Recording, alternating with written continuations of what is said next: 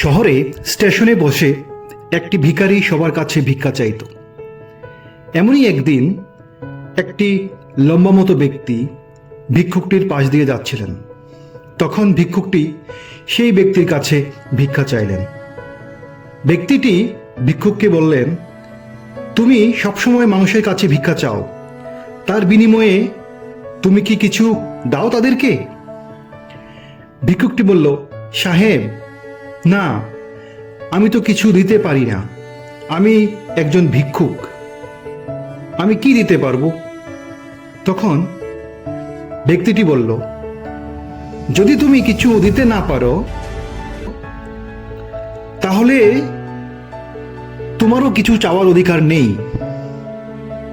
আমি একজন ব্যবসায়ী, ভিক্ষার বদলে তুমি যদি আমাকে কিছু দিতে পারো তবেই আমি তোমাকে ভিক্ষা দেব। এই কথা বলে ব্যবসায়ীটি চলে গেলেন। এই কথা শুনে ভিখারিটি গভীরভাবে চিন্তা করতে লাগলো। সে ভাবতে লাগলো, এই কারণেই বোধহয় মানুষ তাকে বেশি ভিক্ষা দেয় না, কারণ ভিক্ষার বদলে সে কাউকে কিছু দিতে পারে না। এভাবে ভিক্ষার বদলে কিছু না দিয়ে কতদিন সে মানুষের কাছে ভিক্ষা চাইবে?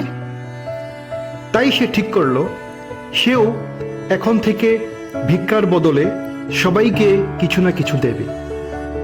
কিন্তু সে নিজে একজন ভিক্ষুক, সে কাউকে কি দিতে পারবে? সে দিনরাত এই কথাটা ভাবতে লাগলো, কিন্তু কোনো সমাধান পাচ্ছিল না। একদিন স্টেশনে বসে ব্যবসায়ীর কথাটা ভাবছিল, তখনই সে কিছু সুন্দর সুন্দর ফুল দেখতে পেল, যা স্টেশনের আশেপাশে ঝোপঝাড়ে ফুটে আছে। সে তখন ঠিক করলো, এখন থেকে সে সবাইকে ভিক্ষার বদলে একটি করে ফুল দেবে। এই কথা ভেবে সে মনে মনে খুব খুশি হতে লাগলো। সে কিছু ফুল নিয়ে ট্রেনে উঠে গেল এবং ভিক্ষা চাইতে লাগলো। যেই তাকে ভিক্ষা দিত সে বিনিময়ে কিছু ফুল দিত। মানুষও সেই ফুলগুলি খুব খুশি হয়ে রেখে দিত।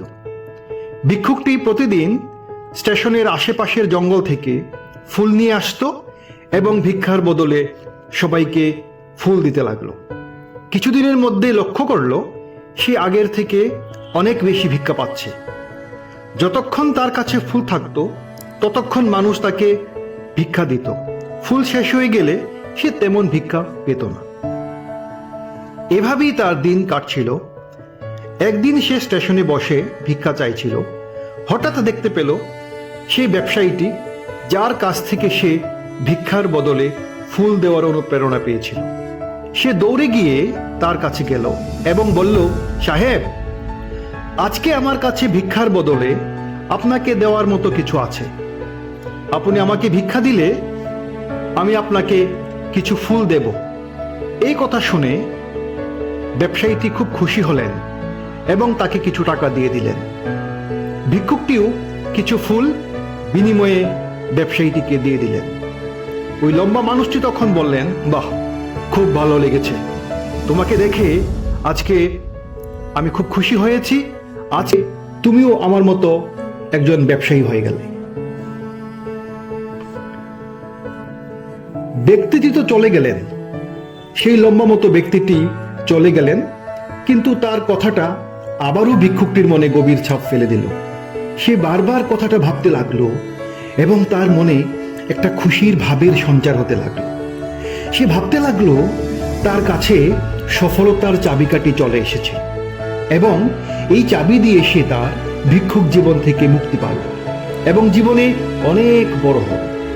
সে ট্রেন থেকে দৌড়ে নেমে গেল এবং আকাশের দিকে তাকিয়ে চিৎকার করে বলতে লাগলো, আমি এখন ভিক্ষুক নই, আমি একজন ব্যবসায়ী, আমিও অনেক বড় হতে পারবো, অনেক টাকা ইনকাম করতে পারবো।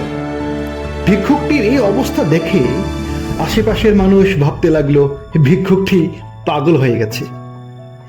এদিন থেকে ভিক্ষুকটিকে স্টেশনে আর দেখা গেল না। কিছুদিন পর এই স্টেশন দিয়ে একটি ট্রেন আবারও যাচ্ছিল।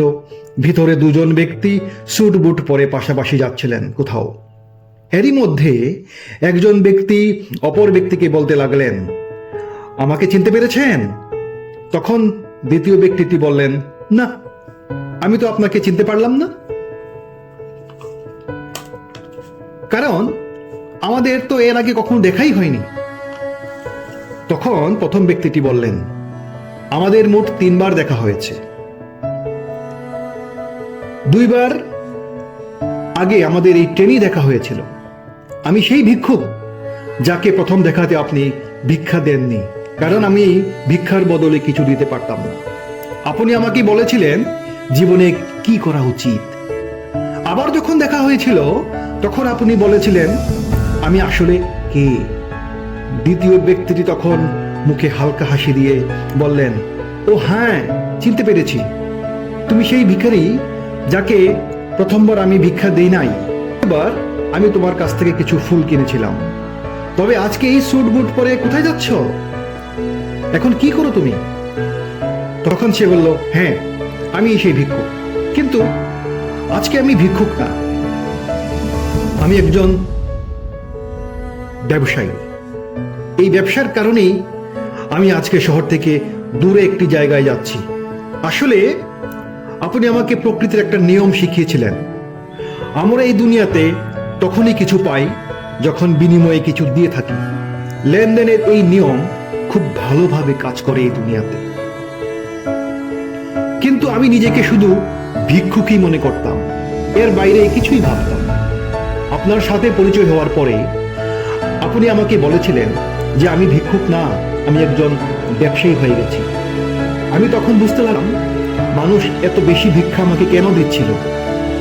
আসলে মানুষ আমাকে ভিক্ষা দিচ্ছিল না, বরং আমাকে আমার ফুলের দাম দিচ্ছিল, যা খুব সস্তায় তারা পেয়ে যেত। মানুষ আমাকে ছোট ব্যবসায়ী মনে করত, কিন্তু আমি নিজেকে তখনও ভিক্ষুকই মনে করতাম।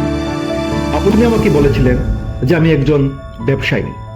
ট্রেনে ফুল দেওয়ার পর মানুষের কাছ থেকে যা টাকা পেয়েছিলাম তা জমিয়ে আমি অনেক ফুল কিনে নিলাম এবং ফুলের ব্যবসা শুরু করেছি। এখানের মানুষের ফুল খুব পছন্দ করে। এখানের মানুষ ফুল খুব পছন্দ করে। মানুষের এই পছন্দই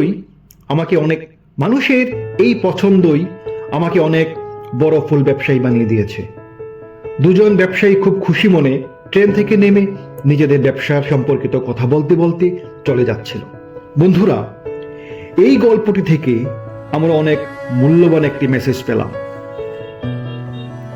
দুনিয়াতে যত সফল ব্যবসায়ী আছে তারা সবাই এই গিভ অ্যান্ড টেক নিয়মটি ভালোভাবে কাজ লাগিয়েছে এবং সফল হয়েছে। এই গল্পেও লম্বামতো ব্যক্তিটি এই গিভ অ্যান্ড টেক ফর্মুলাটা খুব ভালোভাবে বুঝে গিয়েছিলেন এবং এটাকে কাজে লাগিয়ে অনেক সফলও হয়েছে। সে এই ভিক্ষুকটিকেও ওই কথাটাই বলেছিল, যা শুনে ভিক্ষুকটিও তার ভিক্ষুক জীবন থেকে মুক্তি পেল এবং জীবনে একজন সফল ব্যবসায়ী হয়ে গেল। প্রকৃতির এই নিয়ম বুঝে তার চিন্তা ভাবনা পাল্টে গেল এবং আলটিমেটলি তার জীবনে একটি বিশাল পরিবর্তন লক্ষ্য করা গেল। এই গল্প থেকে বুঝতে পারলাম যে জীবনে বড় এবং সফল হতে গেলে আমাদের চিন্তা ভাবনা পরিবর্তন করা অত্যন্ত প্রয়োজন। নিজেকে কখনো ছোট ভাবতে নেই, কারণ ছোট ভাবনা বা মানসিকতা থেকে জীবনে কখনো বড় হওয়া যায় না, বড় কিছু করা যায় না। গল্পটি থেকে লেসন পেলাম যে আমাদের সফলতা আমাদের মাইন্ডসেট ও চিন্তা ভাবনা থেকেই আসে। সফল হওয়ার জন্য কেউ যদি মনস্থির করেন তাহলে সফলতা তার জীবনে আসবেই। আমরা নিজেকে ছোট ভাবলে সারা জীবন ছোটই হয়ে থাকব। জীবনে বড় হতে গেলে আমাদের চিন্তা ভাবনাকে বদল করতে হবে। ধন্যবাদ বন্ধুরা।